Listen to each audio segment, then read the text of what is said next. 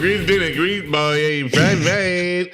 And then the engineer is just like, what do you mean by that? And he's just like, he fried in a grease boy. He fried in a grease boy, ain't right. Every never got a frog. Well, I'm in the belly that they got the frog. Guy's like, and it's okay. And the guy's like, I can't argue with you because it seems like you know what you're saying. So Right. As long as you understand it, you seem to get it. So, and hey, who am I? I can't make heads or tails of it. Yeah, I can't rain cats or dogs on it, but hey, I mean, people like it. All right. Dude, I was we were actually rolling around listening to the new one. Stop by Where the my dispo. sissies at? Where my twizzies at? I've only listened to probably the first 8 songs all the way through so far. It's a long ass album. And can you explain to me, and maybe for the people that don't know, what is this part 2 thing? Because it looks like the same titles. Oh, I mean, I don't know. I think it's just they added 2 songs. Oh, really? I thought it was the same amount. I think it's just another 2 songs. It's like a deluxe version with 2 extra songs plugged into this track list. Oh yeah, there's 24. Okay, I was just looking at the names. I'm assuming it had to do with clearing, licensing or something like that, like clearing verses or samples or something. Interesting. Because it's why they didn't just put that with the album? Because they're not even put in there like it's a. Like at the top or the bottom, like a deluxe usually is. They're placed, they're sequenced in the album in the P2 version. They're sequenced differently? No, I mean the 2 songs they added. Yeah. Instead of putting them at the top or putting them at the bottom, like you usually see with deluxe albums where they just throw another couple at the bottom. Right, they're just in the middle somewhere. Yeah, they're in the middle and they're not even really next to each other. So they're it seems like they were supposed to be there in the album. He just uploaded it but forgot those 2. He's like, he's like, there's more grease in a grease bud, and he's right. Yeah, that's weird. And that's his excuse for everything. I was gonna see he's featuring Drake in a song. Dude, the one that features Lil Wayne, I liked that one. You know what's funny, man? It's on my first listen, I didn't know really how to feel about the Wayne and Future verses, and same with the Drake song. It's it sounds like some of these songs sound like demos, which is in this genre, it's not uncommon for that to happen, for the songs to sound mixed differently. Mm-hmm. But we'll see how they age some of the features. Because it's just it'll either be the mix will sound like a demo, or Yeat will sound way harder than the feature, or a little mixture of both. So it's just that's just where I'm coming from. But I basically have just downloaded the P2 version and I just hit shuffle on that, and sometimes I'll look at what the song is and sometimes I won't. I like to kind of just lose track of which songs are which, because it makes the album more cohesive. It makes it sound like more of a world, because there's interludes and there's dance songs and there's industrial songs and there's all these different genres going on. Right. But the reason it's an hour 10 is because he makes sure to add, there's at least 9 songs that are just Yeat bangers, that are just outright Yeat bangers out of the 22. And then the other 22 are those kind of I don't know. I won't spoil it for you or anything, but he expanded on the nothing I'd change sound. You know that one? Hugely so, dude. The Breathe song. He breathed, At first I was like, whoa, this is really dancey and high energy. And I was like, this is crazy he put this out. And dude, that song grows on you like crazy. It's a hit song. It's gonna be a hit song. That one like stood out to me in the first, whatever 8 or 9 that I listened to was probably the one that and the one with Lil Wayne on it. I think he's trying to get into slightly the EDM space a little bit. Yeah. Like I feel like he's trying to just expand his entire reach. Because when you think about it, that's a really huge, not to talk about it like from a business perspective, but when you think about the electronic dance music market, right? You're seeing a large population there, So he's diversifying his portfolio. Right, diversify your portfolio. His and he's doing portfolio. It well. He's doing it well. Yeah. Like nothing on this sounds anything like Sorry About That or like his biggest stuff from 3 years ago, 3-4 years ago. I gotta say, man, like I've been listening to it pretty much nonstop the last 2 days. In fact, I've had to stop listening to it to give my ears a refresh. Like last night, I think I like was hanging out for an hour or so without listen. Not that I'm like listening to music constantly all day, but like took an hour-long breather from just Yeat the entire day.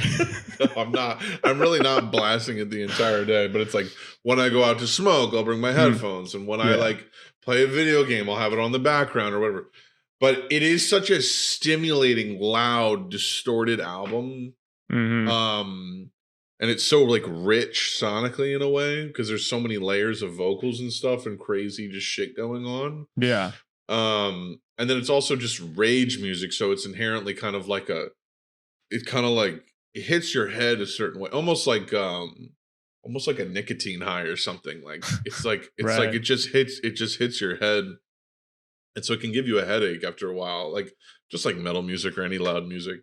And but I gotta say, like, this shit really is one of the most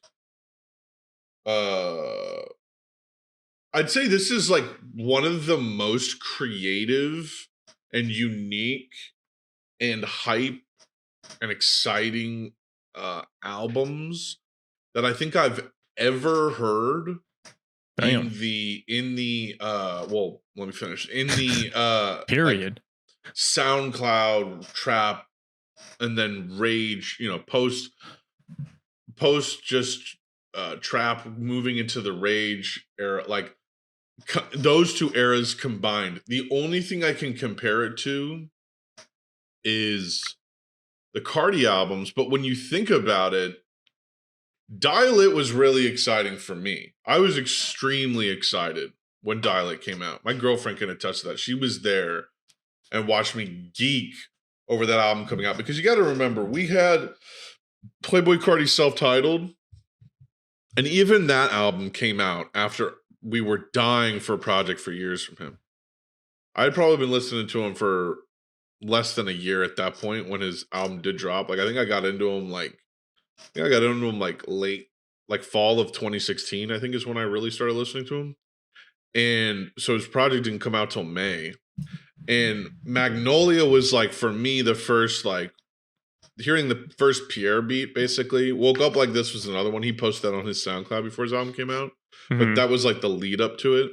But seeing an Instagram video of Magnolia being played on stage and hearing that really unique sounding beat, that was like the first time I ever heard something that I was like, oh shit, that's a mind-blowing like song. It's like extremely unique and like that just sounds like a whole new world, a whole new genre.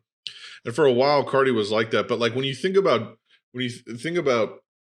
Dial It, it's like that's really his first like, oh my god, this is like a long album. It's not just like a short kind of like 40-minute long or 30-minute long project like Self-Titled was, even though that's a good album.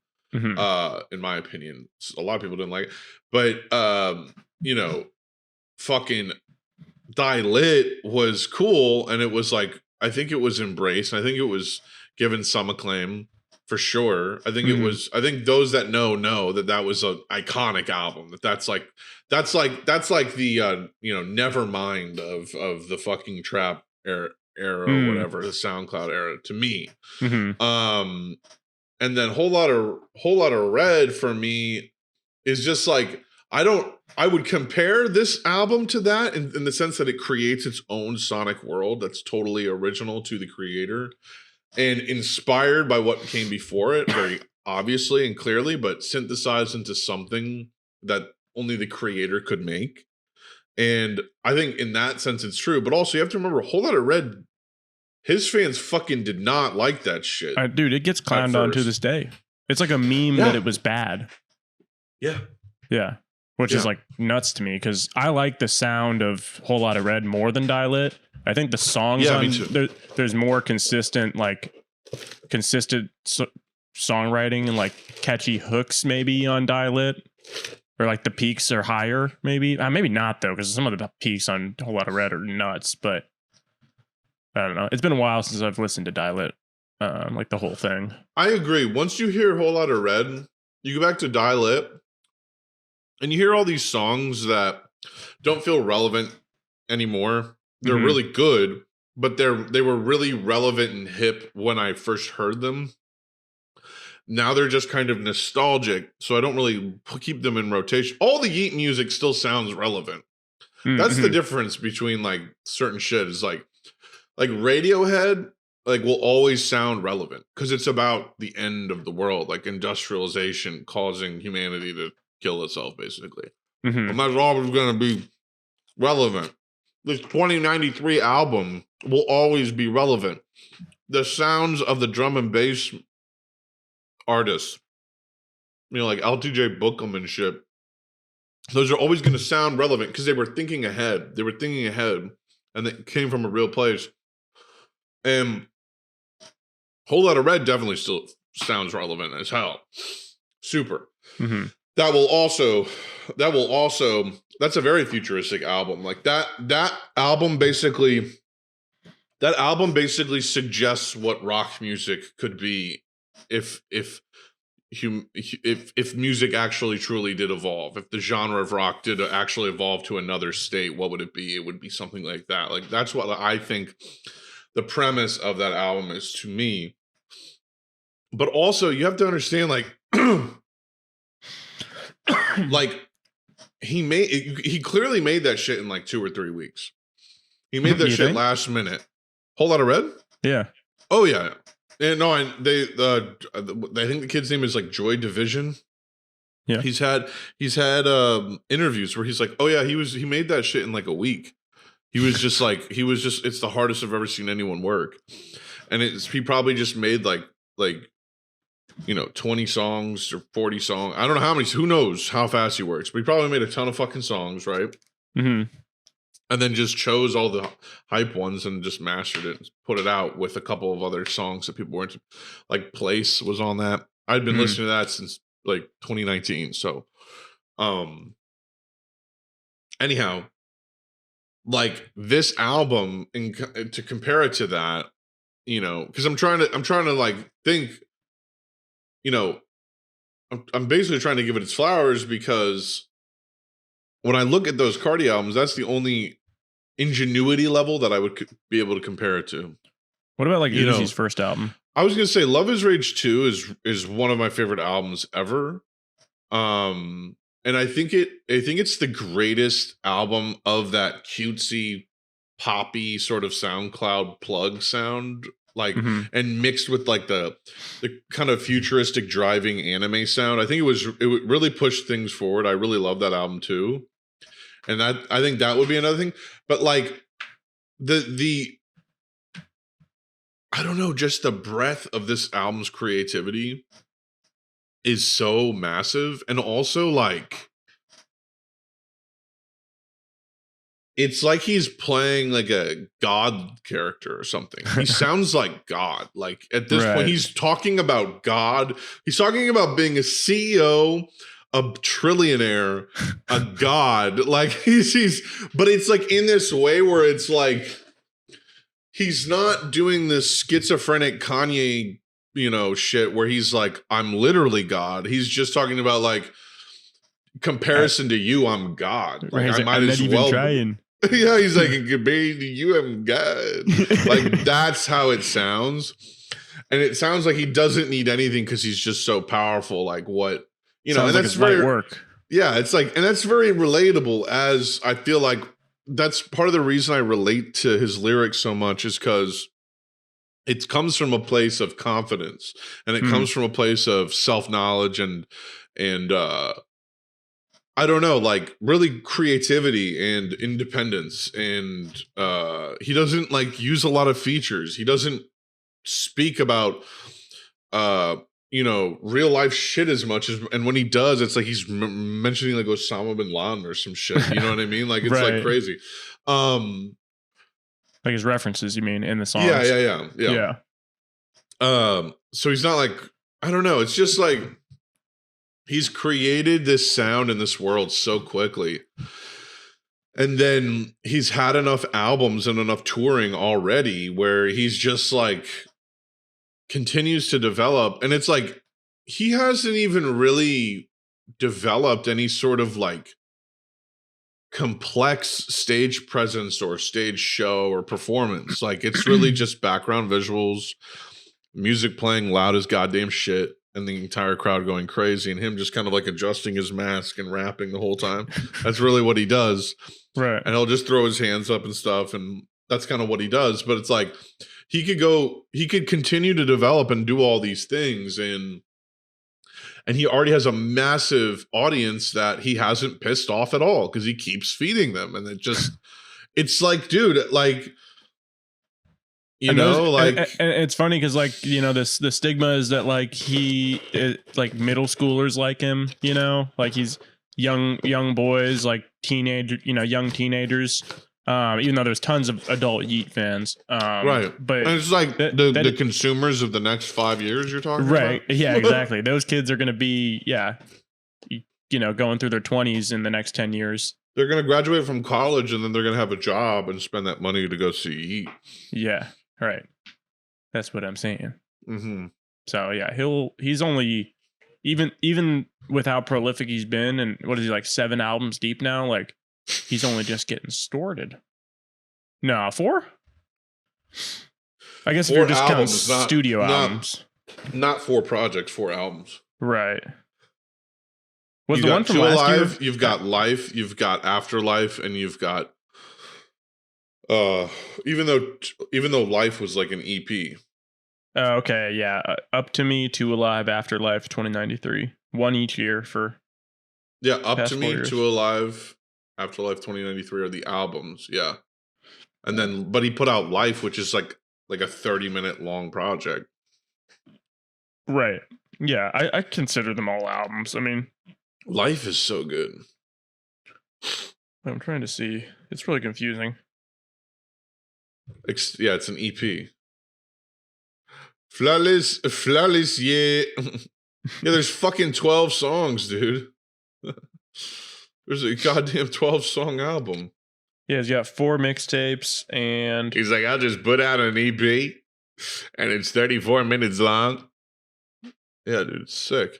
6 EPs, like he put 4 out mixtapes, 4 albums. He put out Two Alive, which is an hour of music in February, and then in September, in half a year, he puts out another 34 minutes of music. And then he's already ready by fucking March of 2023 to put out another full-length album. It's just like this man works like crazy. And they all hit. I'm pretty sure they all sell, man. I'm pretty sure he moves quite a bit. Oh yeah, no, they're all. I mean, his albums are all ranked. Man, yeah. I don't know. Is there any song on this new album that is like? Would you say this is his best? Is this his best album? I think, dude. After listening to it, and first of all, off first impressions, yes. Even on first impressions, I felt that way. I truly did. It was the same way like I felt with Whole Lotta Red. I was like, you can't even compare it to the rest of his work because it's just so much more creative and also much higher highs than anything he's ever done, if you can imagine that. So one, yes, because not only do these things hit the first time you see them, Yeat's songs they grow so much. Right. They earworm so hard. Mm-hmm. Because he has just a really good ear. He makes hundreds and hundreds of songs. Right. So he could put out so many different songs. He's put out, leaks have come out that have gone super viral that he hasn't dropped. Because unlike Cardi, he's actually got other shit that he'll put out and give to you. Mm-hmm. And it's just like, dude, yeah, it totally is.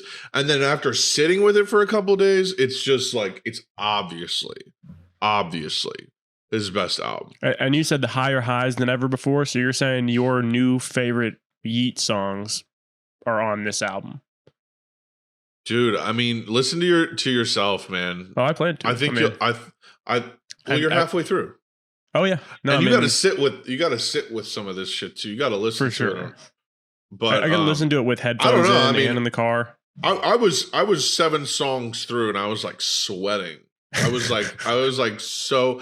I went live on Twitch and I fucked up, which I didn't record locally on OBS, so the whole fucking VOD is muted, but my editors did grab the muted VOD and they're gonna like salvage some shit out of it. But dude, by this like the 7th song, I was like, I remember saying after the 4th song, I was like, he could have just put out. I was excited, so I said he could have just put out those 4 songs and they'd already clear Cardi's 4 songs. Like, dude, Psycho CEO. Did you hear that song, Tony? The first song, right? Dude, the first song. Yeah. He's going crazy, dude. Are you kidding me? No, yeah. When I heard that, I was like, where my Twizzies at? Where my motherfucking army when I need that? Like, holy shit. I was just like, I'm ready to serve. Where my motherfucking army when I need that? Fucking crazy. Let's get disrespectful. Yeah. No, that shit goes 100%. I'm the realest in the game. You don't believe that. It's crazy. Does he have any songs that are sort of like they're less of like the slow, like brooding, like apocalyptic, and more like he going in and like him flexing his, like spitting skills, for lack of a better term, like lack of a better term. I will say he is sliding on the beats more on this one. Mm-hmm. He's not chopper flow as much on this one, but that's not bad. It's not necessarily bad, because sometimes less is more.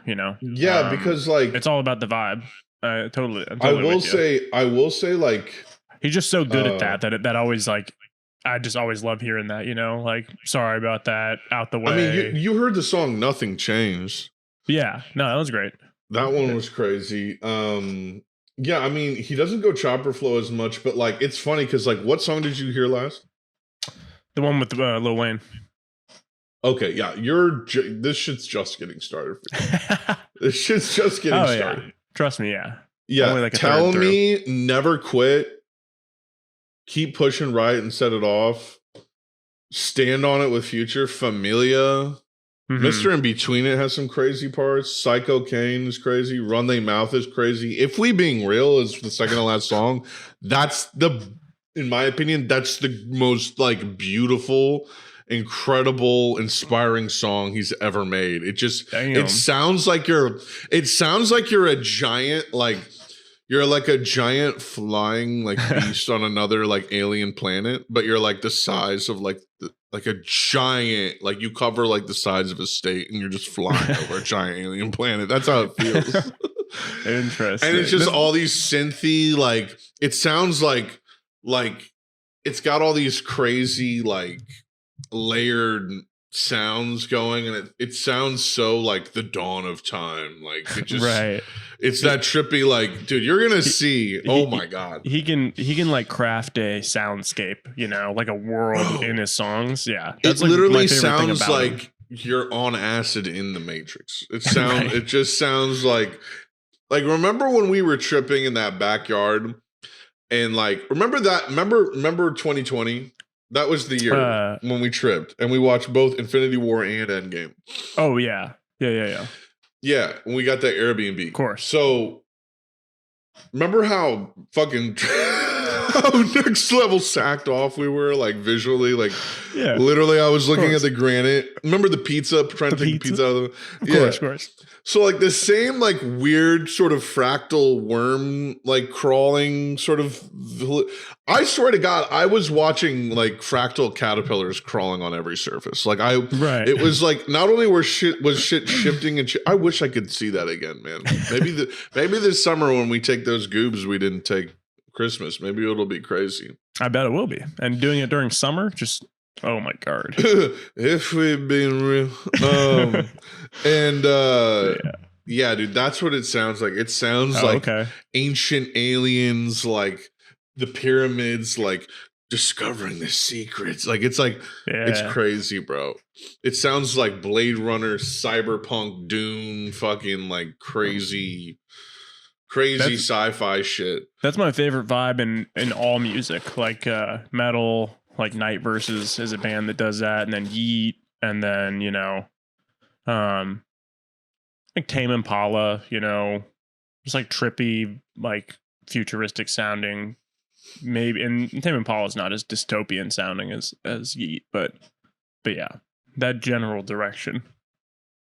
Dude, I have, while we were talking about this, I was like for some reason just having a visual meme in my head where it's like you're King Denethor and the tomatoes are weed, and then Pippin is singing, but it's just Yeat music coming out of his mouth.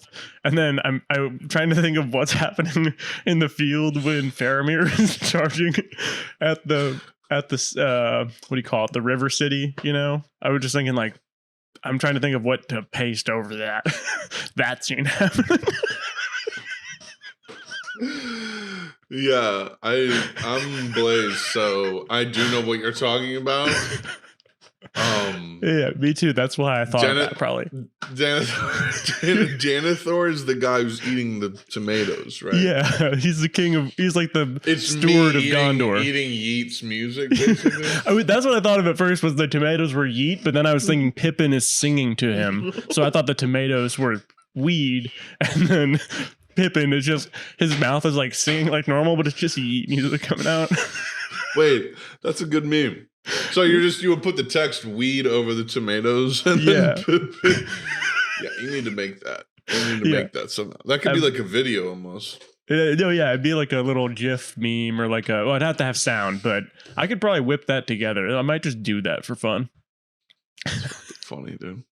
Think about if you can think of anything to put over Faramir charging towards the city, because it'd be something that I'm thinking of, like you're listening to Yeat and smoking weed, and while ignoring or not worrying about whatever's happening with that, Faramir charge. I'm looking it up. Yeah. The sacrifice of Faramir. I've been getting big into Denethor tomato memes. It's actually a big category. It's phenomenal. Yeah, it's fantastic stuff. I have to look at this charge. Okay, yeah, he's eating the grape. Yeah. There's one tomato he eats where it absolutely gushes. Yeah, I just saw it. Literally as you're saying that, it gushes out. Yeah, bro. And Pippin's just like, oh God. He's been singing a beautiful song. He doesn't start singing until after he eats the tomato. Because he hasn't started yet. Okay. He continues to eat and pick away at his food like an absolute barbarian. Wait, this would be hilarious. With the Yeat music playing over them charging. Yeah.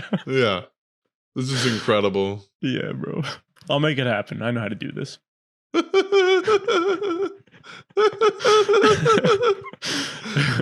We'll post that to our the first post in 2 years to our Instagram. You know what it could be? It could be people going to work. Right. Because I'm unemployed. Right. People participating in capitalism. People going into the office. Right. People who don't have who work hybrid jobs. Right. Yeah. Yeah. That would be that. Folks, you just watched the creation of genius. And then you cut to the orcs that are waiting at the river city, and they're pulling their arrows back ready to shoot at those people, and the arrows are capitalism or something like that. Yeah. They're their inbox coming back right from the weekend. Uh-huh. Yeah, literally funny as fuck. Yeah, I'm gonna make that that little meme video. That'll be your birthday present for this year. No, thank you. Oh, just that. It sounds like it'll take some time. Yeah, like 9 months. It's a video, dude. Videos take a while. I'll work on it for 9 months. Tony, shut the fuck up real quick. I just my bad. Something. I forgot something actually. To listen to the new Yeat album. You can't be serious. I just explained that. No, Tony. It wasn't that. Tony, no. What did you forget? Forgot this is a podcast.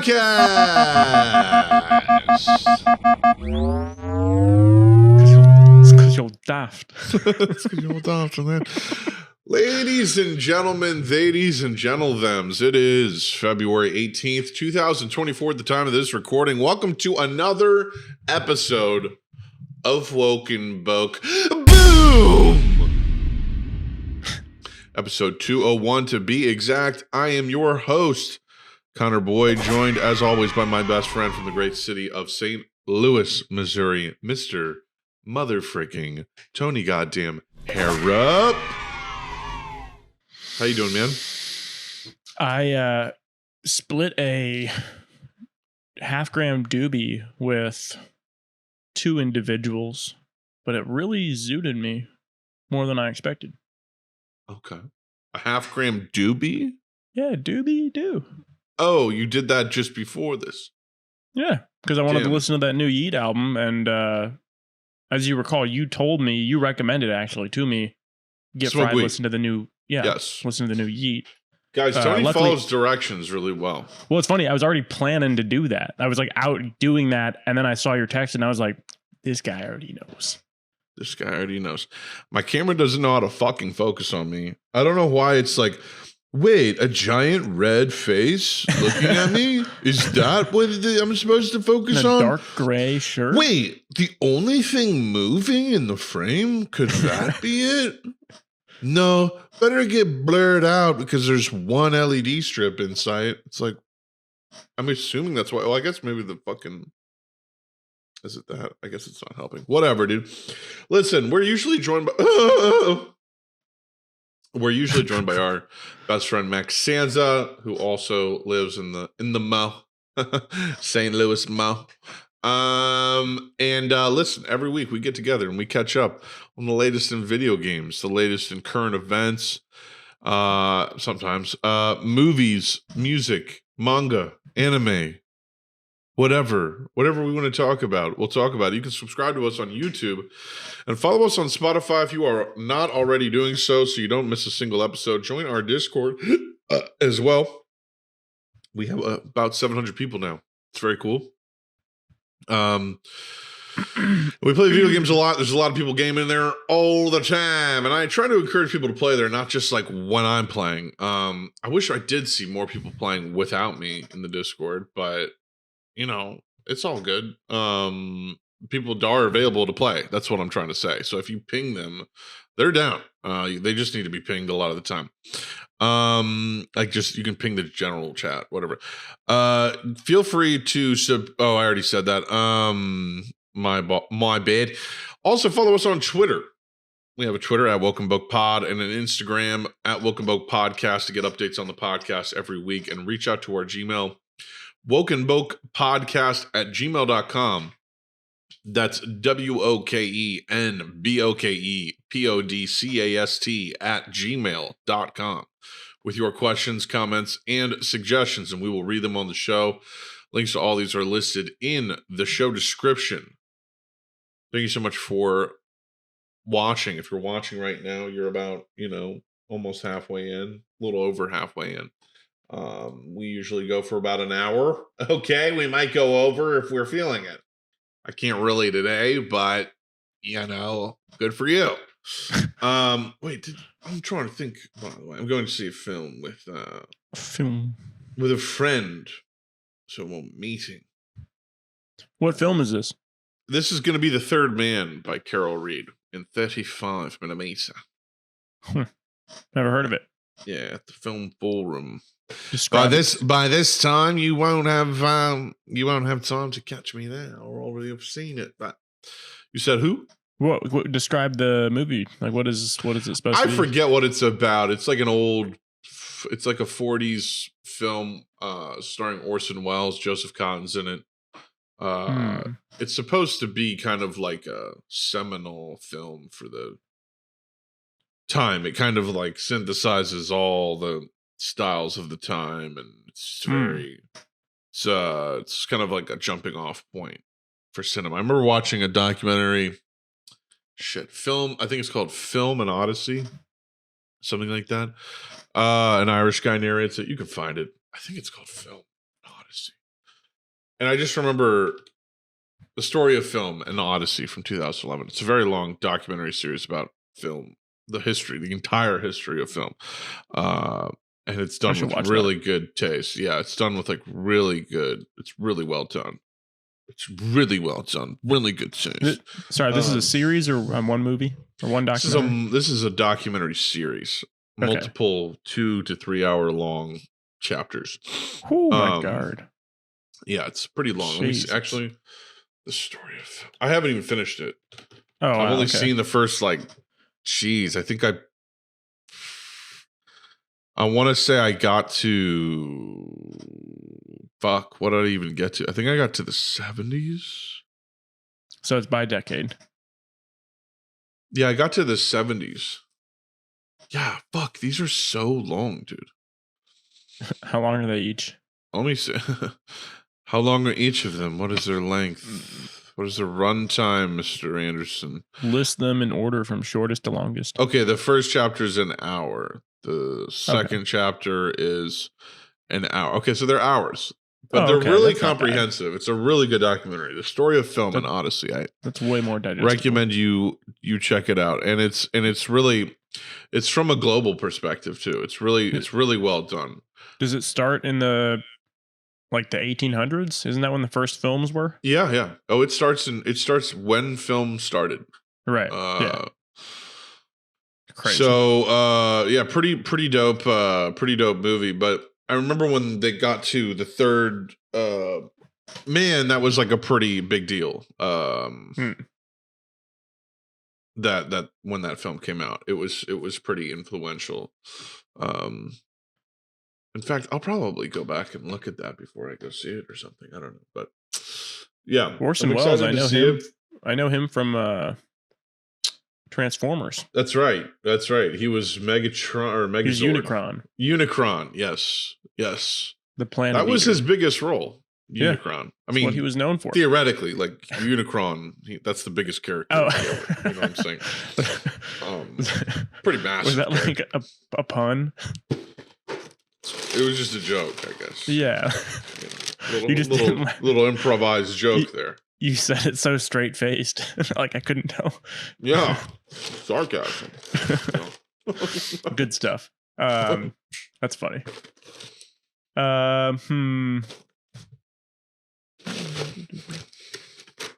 Dude, this Plex server, insane. I just got to put Max to put Elfin Lead on there. I'm gonna watch that. It's only 13 episodes. Okay, so that was you that got him to do that. Yes, sir. So I was like, what is this show? I've heard of it. Yeah, it was one that JP mentioned he had watched. He's like, I don't really watch much anime. And he's like, last one I probably watched was Elfin Lead. And I was like, I've never heard of it. I was like, that's such a deep cut. You definitely watch anime. But it's actually not.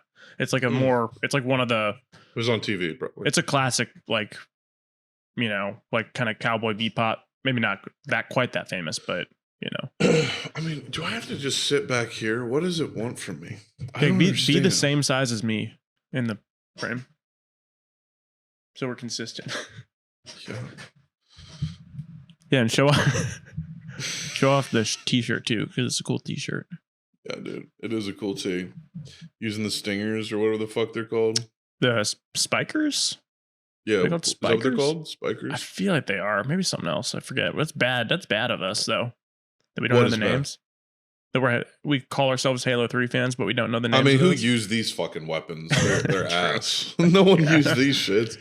Pass me the spiker stinger spike guy. Right. Yeah, that's what you get when there's literally nothing else around. Yeah, and you're like, well, I have to kill people. Even when you have 2 of them, it's like, this is ass. Yeah. Yeah, as much as I love Halo 3, they made a couple weapons in the game that are literally pointless. Like right. The SMG, pointless. The pistol, pointless. The Stinger, pointless. Mm-hmm. The plasma rifle, pointless. Like that one was weak as fuck. The Needler is crazy powerful, though. Needler, plasma pistol's really good. Plasma pistol's really good. The AR is obviously. Wait, the AR is in Halo 3. The AR was if you loaded into Team Slayer or Slayer, you were using a AR. Yeah. Even in Halo 3, which made no sense. That's mid.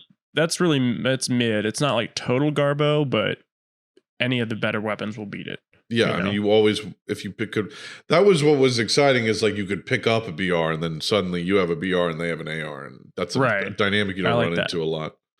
Yeah. Yeah. The AR is like you unload most of a clip and then hit them, then they're dead. The brute shot, if you know, the brute shot's way powerful. The brute shot's way powerful. Shots, yeah. Gauss cannon, or not the Gauss cannon. Is that dude, right? you know what gun I really loved in Halo Infinite was like the grenade launcher Forerunner weapon that they had, where you could cook it and it bounced off the ground. That one's tricky, but that was a cool one. Yeah, man. I think there was a human weapon, or maybe they both had a grenade launcher, because there's a human grenade launcher. There is, yeah. It's kind of like the Halo Reach grenade launcher, I think. Remember the Halo Reach grenade launcher? Yeah, that shit was so fire. You could hold it down, you could cook it. That's what I'm thinking of. Yeah. No, there's a Halo Infinite one where it's like you're blasting motherfuckers away. It's crazy. Yeah. There you are. Me? Oh, there we go. Focus. I guess that's what we have to do these days, huh?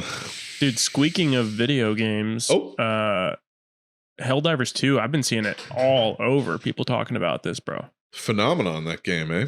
Yeah, I think I'm gonna have to get it. Yeah, dude. It's worth it. The servers have been butt recently because ironically, because the game's about swarms of aliens, people have swarmed the servers. So there's a lot of people playing. So it's overloaded. It is overloaded. I couldn't play it at all last night. Wow. I got in this morning. It doesn't mean I'll get in it again. It's just they're at capacity. So it's pretty crazy. That's nuts. Yeah, it's a bummer too, because it's the perfect pairing to 2093. I play that in the background, just like take on loads of Transformers. Oh yeah. Right. You fight robots and aliens in the game, right? There's like two fronts. Yeah. Indubitably. Okay. I would love to do a stream where you and I play. That would be fun. We should, yeah.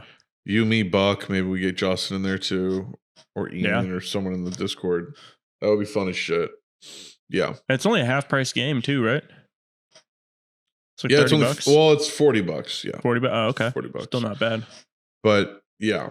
They're gonna improve that game a lot, and I'm sure it will end up being free to play someday, because there's clearly a longevity to it. This is like a pretty big cultural moment. People are the two types of comments I'm seeing on TikTok. People are enjoying the community of this game even without playing it. Like, I'm seeing people jump in on the joke who they don't even play the game, or they're on Xbox, so they can't have access to it. Man, Xbox just has ate shit for the last decade, truly. Like, literally such an L to have an Xbox, unfortunately. Right, but it's like, yeah, because you can get Game Pass. What Xbox exclusive is worth getting an Xbox? There's literally not one. No, yeah, no, but it's that's like so fucked. That's been the case since Halo since the PS4 Reach came out. Yeah. Yeah. Since the PS4 came out, it always became the 10 preferable years console. But yeah. What was that thing? That people are enjoying Helldivers 2, even though they haven't played it. Oh, yeah. So the two comments I've been seeing are just like, one comment is just like, this is restoring my faith in video games. This could be the thing that end the console wars. I haven't felt like this since I was a kid. I love this community so much. Like, this game is hitting like crazy. I love, all that shit. And then the other half of the comments are people just role playing, being like, like hell divers never die or like shit like that, or being like we need people to back up X planet or whatever. So because there's a whole map of planets, and so people in real time are going like, we're getting taken over here. If more players go over here and do missions over here, we'll fight back the automatons. Because right now there's two types of enemies. So there's in the center of your game like navigation map, which is how you route your mothership. Everyone gets their own mothership, and that's basically the loading room for missions, and you step on hell pods and it shoots you down. But what's really cool is that's like persistent with the game. So like when you go to a planet, you watch your ship fly to another planet. And if the planet's taken over by the other alien force, you're seeing ships get blown out of the sky. There's flames everywhere. It's like war. It's like a war zone. If you go to a planet that you mostly dominate, it's like very peaceful. There's not shit in the sky, whatever. So if you go to a planet where it's like mostly occupied by the enemy, their reinforcements just keep coming in and in and in and in. And the missions get harder and harder. Mm-hmm. But there is this like persistent world where, on your map in the center is Super Earth, which is like the futuristic dystopian version of Earth, where it's just like totally taken over by like a galactic fascist, republic or whatever, or not republic, federation or whatever the fuck. Yeah. They're an imperialist sort of Starship Troopers thing going on. And then on the right, it's like almost like a Mass Effect map or like a starship or whatever the fuck, Starfield. Yeah. And on the right is fucking on the right is the Terminid, I think they're called. Yeah, the Terminids. And those are just giant bugs. Giant fucking like beetle spider bugs, just like Starship Troopers. Some of them have like armor plating and shit. Like they're very much just like kind of like Half-Life bug creatures, Starship Trooper creatures, right? And then on the left side of the map, there's all these is the front lines of the war against the automatons. And those are literally giant mechs with chainsaw arms and like evil red skull face with like red laser eyes. And they're like walking like this and they're 10 feet tall. And they're like just coming for you. And they're so fast. And you only get so much stamina. So you can only run so much. You can get lighter armor so you can run faster and for longer. But you have to be wounded to use a stim, and the stim is the only way to like boost your stamina. And it heals you and gives you a stamina boost for a short period of time. It refills your stamina, and then it like makes it infinite for a short period of time. Okay. So you're like running away from hordes of these fucking guys. And then there's also just like classic like soldier level Terminator robots running at you. And then there's like tanks and like literally AT walkers that you like have armor. So if you shoot at them, your shit goes. You have to get behind them and kill them. And so it's an extraction shooter. So basically, like the game loop is you load up with 4 friends. You all pick your armor. And you pick your ordnance. You can carry like 4 different basically pokeballs of shit that you throw down. And it can be an airstrike. It can be anything. Weapons, resupply, a turret, all kinds of shit, And the Pokeball method is also how you get reinforcements. How reinforcements works is like each person gets 5 reinforcement lives. So if you're with 4 people, you get 20 or like 15. So if one of your teammates dies, you have to hold down control, and then using WASD, you have to put in a code, like left, right, up, down style code. Some of them are shorter than others. And some of them are harder than others. And like you throw it down, and then an ODST pod just drops out of the sky, and then your friend comes out of it. That's how you get reinforcements. So you have to call in reinforcements. Otherwise, if your team gets wiped out, you all just get dropped down again. It's crazy. So you drop down to a planet, you do a mission objective, and to extract, you have to finish a mission objective. And then once you do that, you basically call down the evac, and you have to fight off the hordes for like 2 minutes. And then get in and go away. And there's varying levels of difficulty and shit. So and how big are these maps that you're playing on? They're kind of like an enclosed open world sort of situation. So they're pretty big. They're pretty wide. And sometimes they'll have water in them. Sometimes they'll have hills. There'll be various terrain. Mm-hmm. It's crazy, but it's really fun. There's like a lot of weapon unlocks. There's a free battle pass and a premium battle pass. Like, you get a free battle pass that just comes with the game because you already paid $40 for it. So, oh, that's nice. It's pretty cool. There's a lot of people in our Discord that already know like a shit ton about it and are really good. And I'm like way overwhelmed because some people will play this game and it's like they've been playing it for years. And I don't even think it's, well, I guess there is a Helldivers 1. So some people are familiar with that. I've never played that, but, yeah, it's crazy. There's just a lot of shit you can do. And, yeah, the only thing that tilts me is like just getting swarmed by the hordes. It's like that when that happens, it's almost like I can't do anything, and people will be like calming and like giving tips and shit, and I'll just be like, I can't even process what's going on. That's cool though. It's fucking amazing, dude. It's unreal. It gets exciting immediately because the enemies are like very fast, but like you get. There's a fucking machine gun called the Stalwart, and you can change if you hold down R without aiming. If you hold down R using a weapon, you can choose like the clip size, the like scope length. You can choose, and with the Stalwart, you can choose the RPM.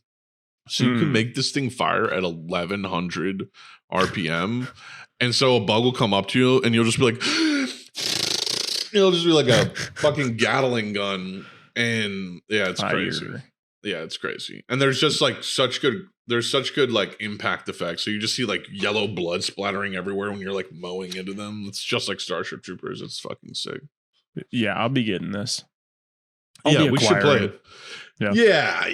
We should play it. We should play it. We will. Sure. Yeah, absolutely. I saw you put Helldivers servers on Saturday night.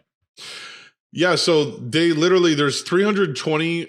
There was on Saturday night there was like 320,000 people playing just on Steam, it's a PS5 first party game. So, so it's like it's like almost 500,000. I'm sure, if not more, people playing at once right now. So because Helldivers 1 was like this indie game. Helldivers 2, they were expecting to have like 50,000 players at once, like not a lot. Right. So they have like 10 times that. Yeah. So that's why and people are like really, some people are getting really pissed like that they can't play it. And it's just because it's gone viral on TikTok in the last 3 or 4 days. I made a fucking TikTok about it and I woke up and it had like 60K likes. Like it was just like, damn. Yeah, for real. Yeah, it's just I don't know. It's crazy, dude. Crazy. Did you want to get to any emails? An email, yeah. Getting close to an hour. Yeah. We'll wrap it up here. This comes from Zachary. It says Grendel's Grimy Grundle. We might have mentioned this before in the show that we saw this in our inbox. Yeah, that's like could make me more happy, right? That's like a joke that me and my dad and my brother were making like years ago at my uncle's house. So wait, is this someone that knows you then? So that was when my brother graduated high school. We probably mentioned that on the show. I'm sure I did. Yeah. Yeah. I think you did. Grendel's greasy, you're already grimy, impressing gritty. us with the subject line. Longtime listener, finally emerging from the shadows. Before I ask my questions, I gotta say I love y'all's content. Connor is super funny, charismatic. It reminds me of my homies from back home. Thank you. And Tony has this earnestness that I appreciate, and you both fill my laborious days with laughter. Max. It just says Max. At the end of it, shout out Max. Well, we'll have Max on the show soon. That's I don't know if that was actually. He just said all that, and then he just said Max. Max is fucking hilarious. Connor, as a fellow redheaded individual, in my childhood, I was frequently treated as an other because of my hair. Can you share your experience as a fellow mutant freak that is feared by the community due to factors like appearance outside of your control? It wasn't that bad. It just sucks sometimes to be different. That basically sums it up. I think I'll finish this, but I have something to add to that. It doesn't have to do with my hair. Tony, as a fellow graphic designer, I've had trouble finding work after college in this recession and had doubts about the industry despite my love for art. After sending out 50 or so applications, I'm considering pivoting into the tattoo industry to avoid a corporate design job. Thoughts? Thanks, gang. I love y'all. P.S. Have video games gotten worse? Heart emoji. No, I would say definitely not. On the last thing. The video game culture, well, that's three really interesting questions. One prompt about my childhood, one prompt about freelance graphic design, and then one question about have video games gotten worse. So what should we start with? I guess you go ahead because I know you have something to say about your design. Yeah, I'll say my thing real quick because I totally feel you. I mean, I just got laid off myself, so as a graphic designer, and I'm loving, even though I'm doing just, I have one big freelance thing that I'm working on right now, and if and when that slows down, I'm gonna have to, figure out what exactly I have plans on stuff I want to do, which is what I guess I'm gonna get to. But yeah, I would say if you are a graphic designer, there are ways to make money on the internet that don't involve basically making yourself beholden to like the corporate 9 to 5, 5 days a week, Monday through Friday, even if it's fully remote, just like having to answer to someone constantly, and instead of just deciding what you want to work on, when you want to work on it, for how long you want to work on it, deciding how much you want to make and going and getting that versus, I guess I'll make 2% more than I'm making this year, next year when I get if I get an annual raise. I didn't even get a raise at my first job. Like annually, I had to like ask for them and stuff. So yeah, I mean, maybe a smart thing to do if you're, if you have experience making, even if you don't have experience with tattoos and you want to pursue that, then I think that's like a good way to make money. Trade probably. Yeah. With a what? It's a good trade probably. Oh yeah. No, I think they make good money. Especially if you're good. And then while you're doing that, you could, start doing some freelance stuff and building stuff up online and, just selling your services on your own terms rather than, through some corporation where you're just like going to be pigeonholed into like designing stuff for one corporation's needs. So yeah, but if you hear back from a job and they're paying well and they have good benefits, I wouldn't say just don't take it. Take it, and then if you don't like it, then quit. Take it, and you can always on the side, put out feelers for freelance stuff and try to build a book of business while you're doing that. Right, you can't undervalue like the benefits you get from like right away from a job. So if you're in a place where you like want to save up a bunch and not have to worry about your insurance and all that kind of stuff, go for it. Especially if you're putting out 50 applications, I think you'll hear back about something. But otherwise, if nothing happens, I still think you're going to be okay. Just pursue it the is tattoo fucked out thing here. It is inordinately fucked out here. Like I can tell you with certainty. I'm technically trying to make a go at freelance self-employment from fucking TikTok shit. And I only have runway for a couple months. If I don't get more work soon, it's like it's still a hustle. It's still uncertainty. So, but so is the job. Like I thought I was totally safe at my job, and they just let me go. So, the way you gotta deal with this life, man, is you gotta just be fucking thankful and lucky for everything you fucking have, and at the same time understand that like a lot of our situations are completely out of our control. Like they are within our control, but not everyone has just like supreme human willpower. It's not easy to build that. It's not easy to work and also try to make a better future for yourself at the same time. You got bills to pay, you got student loan, you got shit, so do me a favor and never beat your own ass for how this fucked up world is putting you out. Because seriously, it's so I feel. I mean, like I should be super employable, and I don't have a job yet. You know, I have looked. I have. Right. My God, I've looked. You have the My God, I've qualification. tried. You have done many jobs that, you know, require like a responsible adult to do, you know, relatively basic tasks, but like, yeah, I mean, and also that require just like knowledge my social on media expertise. Right, yeah, social media expertise, and you're a salesman, and you've done all that stuff. Right, I know how a sales organization works and how pipeline works and shit like that. Right. But anyhow, I mean, just don't sweat it, kid. Don't sweat it. How about your red Sorry, hair? I didn't mean to step in what you were saying. No, it was good. I was just gonna say, I think I also just had a bad batch of people around me growing up. Like some socially vicious people. I mean, that's just childhood, you know. I think just name them and their addresses.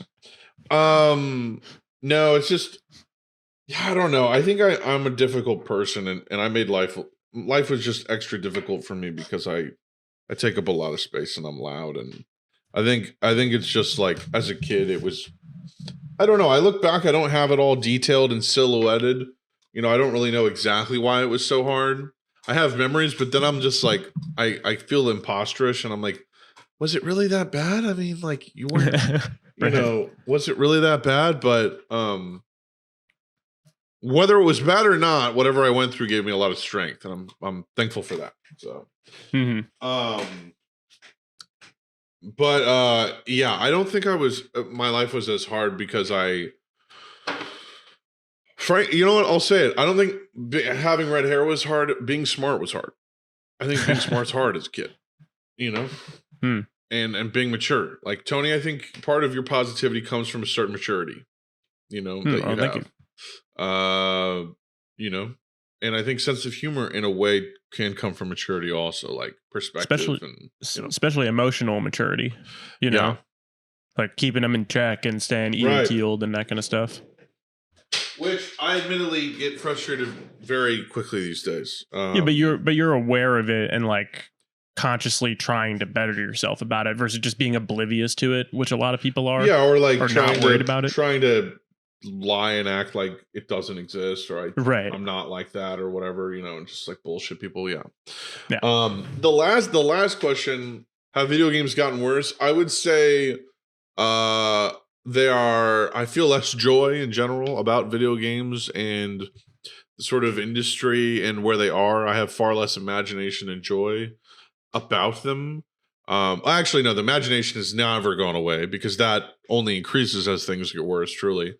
I would say, like, you truly don't know what it was like to sit on your couch and turn on G4 and watch the Halo Reach live reveal trailer at E3, where it literally is just a sun going around a planet, and you just hear distress beacons coming from the planet, and then it says Halo Reach, and the whole crowd goes. You'll never, none of you will ever, and guess what? Even if you did experience that, I was 16. I don't know what age you were. I was 16. So you'll never know what that's like. Right, so, the hype and the culture will never be the same. Dude. It's just the accessibility that's gotten better, and I guess the variety. The accessibility is extremely high, which removes all of the mystery and all of the fact that everyone knows. I mean, like, there's a difference between me growing up a gamer versus someone who's Gen X growing up a gamer versus someone who's Gen Z growing up a gamer. Like so many Gen Z kids game because it's just so much more normal and common. Whereas like when I was growing up, I was only friends with kids who gamed because it just did not. It was hard to meet any kids that gamed because that was the only thing that I was interested in. So it was just like, I don't know. But yeah, I just don't think it'll, like, I used to get a Game Informer and that would actually be new information, like exclusive information about video games coming out. Like I used to, you know, I don't know, like it's partially nostalgia for sure, but also just like, I mean, Jeff Gerstmann was talking about, I reference him all the time, all the time. I listen to his podcast, and he does like 3-hour podcasts weekly on top of Patreon and streams and stuff. But he does 3-hour podcasts weekly talking about games industry, and he has like 40 plus years in the business or something. Or not 40 plus years, but he's got like, 20 plus years in the industry being a journalist. He's been doing it since he was like 17. And he's in his 40s now. So like he was like, yeah, games just used to feel bigger. And I will miss that. And they are way bigger now, but somehow they don't feel that way. Because things like E3 are gone. And just, I don't know, it's just a different time, man. There's not G4 anymore. There's not E3 anymore.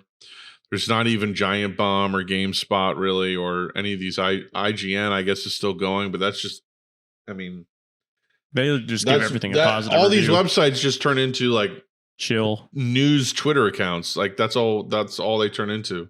It's just another Twitter profile that you're watching. But anyways, that's episode 201 of Woke and Boke. We love you all. Thanks for listening all these years. Once again, this is what we're starting year 5, Tony. Yeah, well, the crazier thing to think about is we'll hit year 6. Hit year 6 this year. It'll be late this year. We'll have been doing it for 5 whole years, but we're in the 5th year. Yeah, we've been doing it for over 4 years. We're in the 5th calendar year that the show has existed in. Yeah, we're currently completing the 5th year. We'll start the 6th year in October. Yeah. And then 2025 will be the 6th calendar year it exists. 201, dude. It would mean a lot to us if you guys emailed us more, man. I know there's like a couple hundred of you who definitely listen all the time. And even if you're like our friends, just send in a fucking email. It's so fun to read. And right, that means you, John. Yeah, John, we know you're fucking listening. Send us some questions. Fuck.